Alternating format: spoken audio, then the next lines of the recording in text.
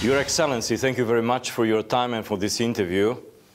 I have to tell you from the very beginning that I had an interview with Prime Minister Benjamin Netanyahu, and I was asking about the diplomatic relationship between Romania and Israel.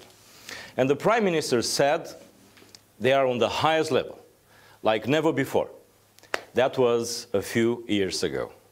What about today? What is your perception about the diplomatic relationship between our countries in this very moment? I would say good relations. I would also say that Romania has its good relations with Israel, which was not disrupted even during the communist era, so it's consistent. We are thankful for Romania opposing the attempts of some states in the EU to sanction Israel during this tough war that we had. But I would add that, and this is what I also said in my meeting is here, the relations are good, but they can be more intense. And I hope that I will be able, with my counterpart and with the Romanian government, to empower the relations on strategic issues, on defense issues, on economic issues. And I invited also my counterpart, the foreign minister, to come to Jerusalem with a business economic delegation and to see how we can improve this relationship even more. Very interesting. You had a meeting with the Romanian president, with the prime minister also. So what was the main message from the Israeli government, from Prime Minister Netanyahu, for the Romanian leaders? So that time, when I had the interview with Prime Minister Netanyahu, we've been talking about a possibility to have a joint meeting as the two governments, to have it together. To that time, the Prime Minister said he would like to have it in Bucharest, but we didn't have it.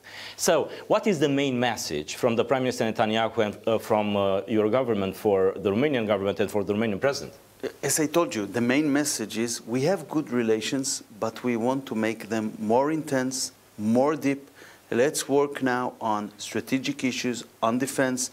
I spoke also with the president on our experience during this long 2 years of war. I think we can contribute. I think we have a lot to contribute on the economy and business, and we are eager to do that. And I think that I cannot speak for the Romanian side, but I found the same spirit on the Romanian side. I think the very first head of government after the horrific attacks of Hamas was the Romanian Prime Minister to that time. Yep. And all the time, as you said before, we had a great relationship, even in Ceausescu's time. I was telling the Prime Minister Netanyahu that when I've been in Jerusalem, was so impressive for me that I was staying in a restaurant and two beautiful ladies were serving there, and they was asking us, where are you from? And I said, from Romania. From that moment, we've been like kings in that restaurant. The best food, the best drinks, everything. And I was asking them, do you have Romanian family, or what is the reason that you are so nice with us? And they said, no, Romania all the time was so great with Israel. You didn't interrupt relationships with Israel. So, sir, the question is, was a big discussion, and I'm sure that you know that discussion, that the Prime Minister, Viorica Dăncilă to that time, wanted to move the embassy from Tel Aviv to Jerusalem. Is this still on your agenda with the Romanian authorities? I didn't raise it in this visit, but I will raise it in the future. I think Romania should do that, right? We believe that Jerusalem is the eternal capital of the Jewish state. Unfortunately, none of the European Union countries had done it until this very day. This year we had already another 2 states, Paraguay from South America, Fiji from the Pacific, that did it. But unfortunately, European Union countries hadn't done so. but we will get to that. We were now very concentrated on a war in 7 fronts. I believe it should be done. Some of the European countries already open like an extension of their embassy, like, you know, a commercial or diplomatic or whatever office in Jerusalem, and they should do that, and they should do that, and I hope it will be done. And I think at least about 2 countries that might do that quite soon, but let's do that and speak afterwards. Yeah, but Romania all the time, I understood, we decided to stick with the states, and if the states did that, I think we should. So you are very powerful here in the media. I'm not powerful. You should continue to preach for that. Together we will be successful. I was asking the Romanian authorities why they are not doing that, because for us, U.S. is very important. Also, Israel is such a good friend, such a good friend. Yeah. And this, if Jerusalem is your capital, we cannot decide. You know, for those countries who are member states in the EU, they are trying to look at, you know, I would say, the Brussels average sometimes, and not always doing. I'm not speaking now about Romania. I'm speaking generally, and not doing every time what they really feel they should do. But I believe that during time it will be changed. We saw also during this war that different countries have different approach towards Israel. Romania was no doubt on the supportive side. We will never forget that. Sir, we saw the meeting from Jerusalem with President Trump, and of course was such relief for us and for the world. President Trump, of course, working with Prime Minister Bibi Netanyahu, the fact that we are speaking about peace in the Middle East, this is important. But what I have seen today is giving me some anxiety, because I have seen some pictures, footage filmed from a drone with some Hamas terrorist who was, I don't know how word to use it. I mean, they was putting some dead body like a garbage. So the question is, you still have 13 deceased hostage there. The question is, and also I have a breaking news just before of this show. The breaking news is saying Prime Minister Benjamin Netanyahu orders IDF to launch immediate, powerful strikes in Gaza Strip. Do you know why the peace is in danger right now? Look, first of all, these barbarians, I showed these pictures to your Prime Minister in the meeting today. It's something that human mind cannot understand their behavior. But they are playing now with 13 deceased bodies, and the families already suffered for more than 2 years. They just want to bring their sons to rest, and one of the families already more than 11 years, the body is there. They are playing with bodies of dead people. It's so devastating. But unfortunately, this is our neighbors. In addition to that, to this fundamental breach of the agreement, they attack us today. They attacked IDF soldiers with RPG, and this is why there are continuous violations of Trump's plan. The Prime Minister decided on this attack today. We decided to give a chance to Trump's plan because we are committed to our objectives, but we always prefer to achieve it by diplomatic means. But frankly, we have more and more doubts whether it is achievable, and what we will not tolerate is a breach of the plan and the agreement, attack on our forces, and any attack on our forces will be immediately have the result of a very severe and strong response. So the reason for the strikes tonight is about that your soldier will be been attacked? Yeah, they were attacked today with RPG. Of course, we are also speaking about a continuation of a breach with the deceased bodies, but this incident with the RPG was not the only one. We had several attacks on our forces during the last days. So we will not demonstrate self-restraint while there is an attack on our forces. This must be clear. If it is a ceasefire, it should be a real mutual ceasefire. Pay for slay. The Palestinian Authority never stopped this. And the question is, what in new conditions? They are doing the same, or they change something in this? They are doing the same. Basically, you know, it's like paying from this pocket and not from this pocket. Yeah. But the thing is, the act is the same. They are paying salaries for terrorists. They are paying as much money as accordingly to the severeness of the attack. As much as it is more severe, they pay more. It is to encourage terrorism. So I expect, and I spoke with it about it also with the foreign minister of Romania, that must be stopped. I spoke also with my Hungarian colleague before that in Budapest. This must be stopped because the EU is sponsoring the PA, and it should be conditional. We will help you, but you must stop with encouraging terrorism. Because when they are encouraging terrorism, they are also taking us far from the possibility of peace in the Middle East. Unfortunately, until today, the European Union had turned a blind eye towards this phenomenon. And we will not accept it anymore, and we will raise it time and again.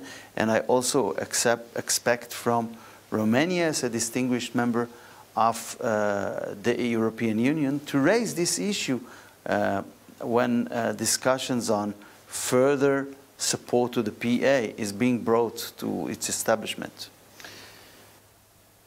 Minister, one of the biggest questions is what Iran is going to do after all this peace process, after Hamas and some other terrorist organization paid by Iran, they are weakened. The question is, what do we expect? And Iran is also weakened. It is, with the strikes that Israel and US did. So the question is, what do we expect in the region? Iran will still be a player, paying terrorist organizations all over the Middle East. Do you expect from this moment something else from Iran?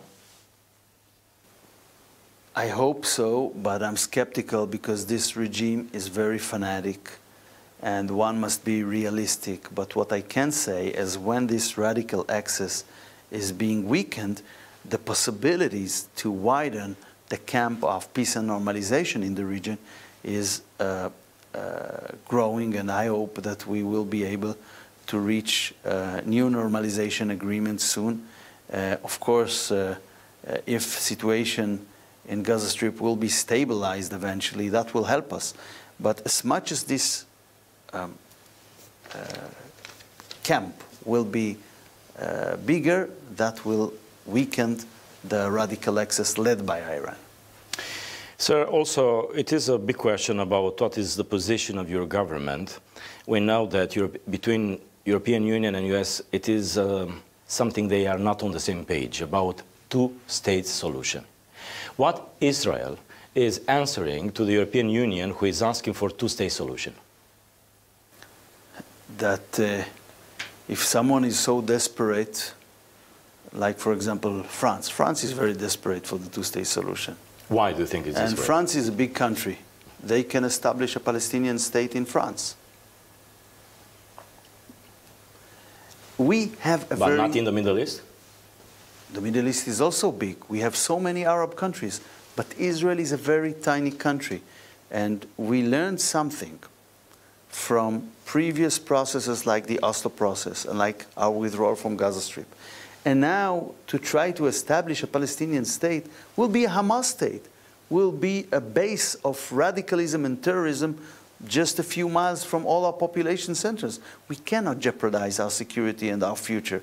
So right now everyone wants to have a peace process in the Middle East, and Europe was not able to make peace until today in Ukraine. So I will first wish to have a peace also there, which is very important. But in order to have peace, the Palestinian Authority should disconnect from terrorism and disconnect from incitement. Only then we will know we have a reliable partner to deal with. Because today, frankly, the Palestinian Authority aim is the same like Hamas, to eliminate the state of Israel. The methods are different.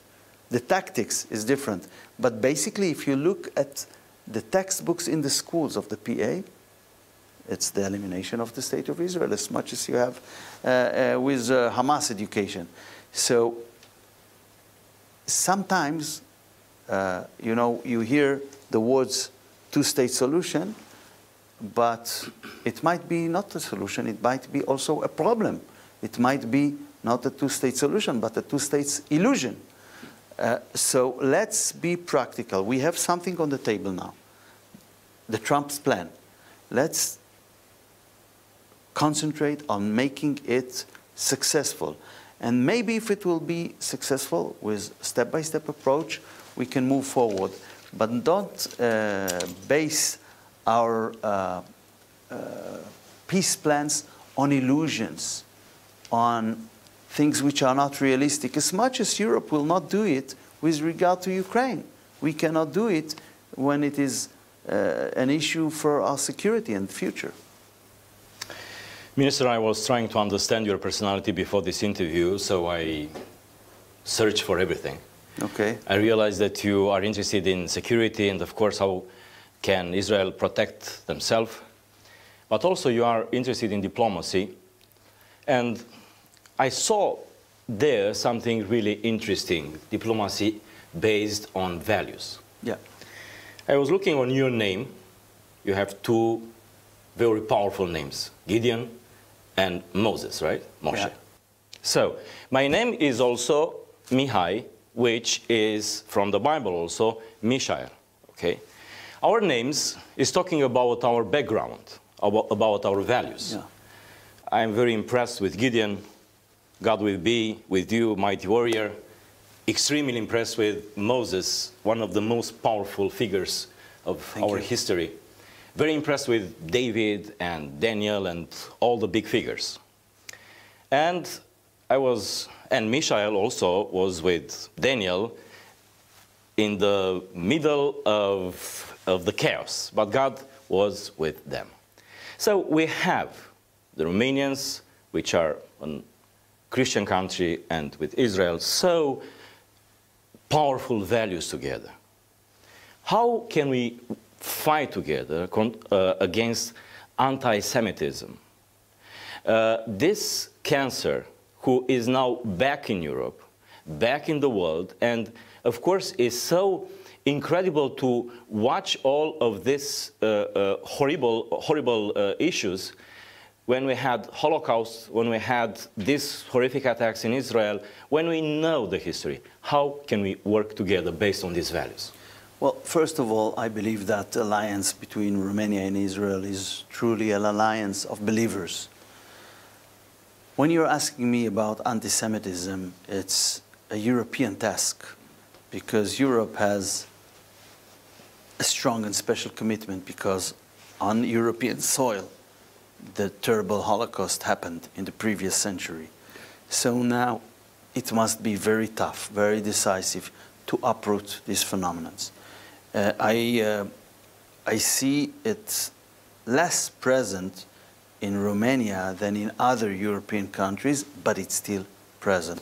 So I will not preach for the government what it should do, but I believe it is a commitment that the government in Romania has, and I thank Romanian leaders today for their support in Jewish life in this country. But it is very important to battle anti-Semitism. I would say it was relatively slept for 80 years after the Holocaust, but what we saw lately is something with certain things we saw in the past. It must be uprooted. Sir, thank you very much. Thank you, sir. Thank you, sir. Thank you.